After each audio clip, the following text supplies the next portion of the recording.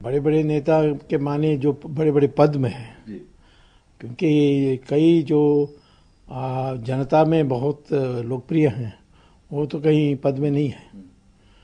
तो जो पद में हैं और उनका कोई पब्लिक में काम नहीं है, वो तो एरोगेंट होना स्वाभाविक है।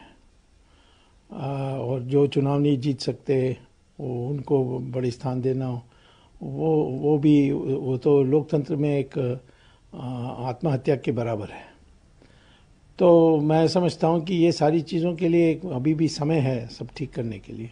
जो पिछड़े और दलित लोगों की उपेक्षा हुई है, उनके अधिकार के साथ खिलवाड़ किया गया है, उनके आरक्षण को छेड़ा गया है, तरह तरह से जो है उन्हें प्रताड़ित किया गया है।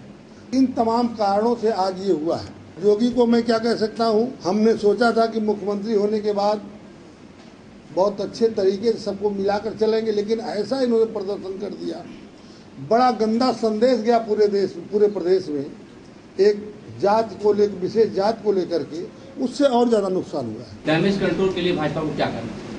मैंने कहा ना, पिछड़ों को, दलितों को, उनको अपने गले से लगा कर लेके चलें, उनको हक दें, अधिकार दें, सम्मान दें, उनको लेके चलेंगे, उपेक्षित नहीं रहेंगे तो फिर पूर्ति हो सकती है, कोई बड़ी बात नहीं है। लेकिन अब जोगी जैसे लोग नहीं कर सकते हैं। भाई एक पूजा करने वाला आदमी कितना चलाएगा, सरकार चला सकता, बताइए आप। क्या उनको नैतिक आधार पर इस्तीफा देना चाहिए? मैं तो नहीं कह सकता, लेकिन आप कह रहे हैं तो मैं मान ले रहा हूँ। पिछड़े और दलितों को जो फेंका जा रहा है, इसका परिणाम 2019 में बुरा होगा, खराब होगा। तो सुना आपने किस तरीके से हार के बाद निशाने पर लिया जा रहा है उत्तर प्रदेश के मुख्यमंत्री योगी आदित्यनाथ को। वहीं केंद्रीय मंत्री हैं गिरिराज सिंह, वो कह रहे हैं कि उत्तर प्रदेश में बुआ बबुआ की जोड़ी को कोई चुनौती नहीं वो मानते हैं। गिरिराज सिंह ने बात की है एबीपी न्यूज के संवाददाता प्रशांत से।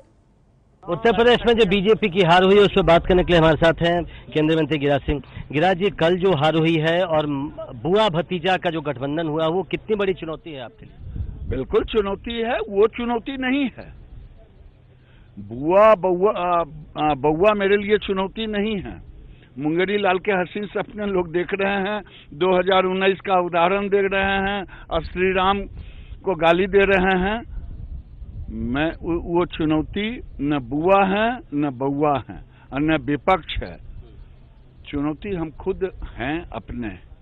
हम उन उम्मीदों पर खड़े नहीं उतरे जहां मुझे खड़ा उतरना चाहिए था।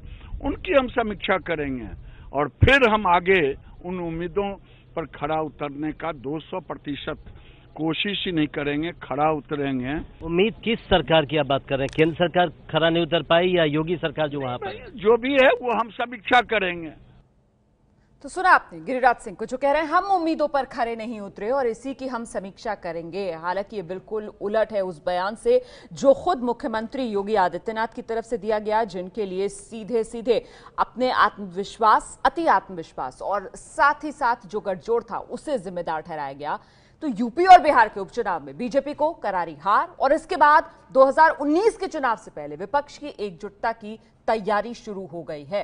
और इस सब के बीच बीजेपी के नेता अनंत कुमार ने कहा है कि जनता के बीच मोदी और योगी का जादू बरकरार है और उपचुनाव के नतीजों का लोकसभा चुनाव पर कोई फर्क नहीं पड़ेगा। उन्होंने कहा कि पार्टी इस हार की समीक्षा करेगी। अनंत कुमार ने कहा कि पीएम मोदी और योगी बीजेपी के स्टार प्रचारक हैं और दोनों कर्नाटक समेत पूरे देश में आगे भी प्रचार करेंगे।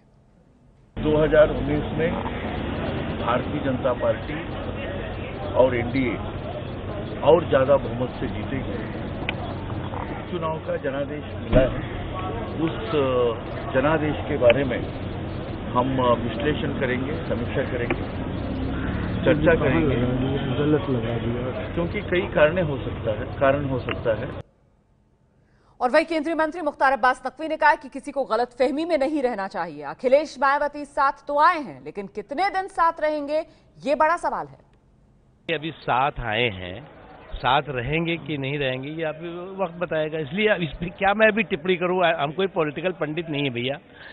अभी आए हैं तो आने दीजिए। लेकिन मुझे तो ताज्जुब क्या होता है कि कांग्रेस पार्टी बेगानी शादी में अब्दुल्ला दीवाना बड़े वो बयान दे रहे हैं। उनकी फूलपुर में कितने वोट मिले हैं उनको? वो उंगली से भी गिन लेना। गोरखपुर में कितने वोट मिले? तो ये हमारे जो राहुल बाबा है, ये कम से कम वो पहले उसका अपना आकलन कर ले।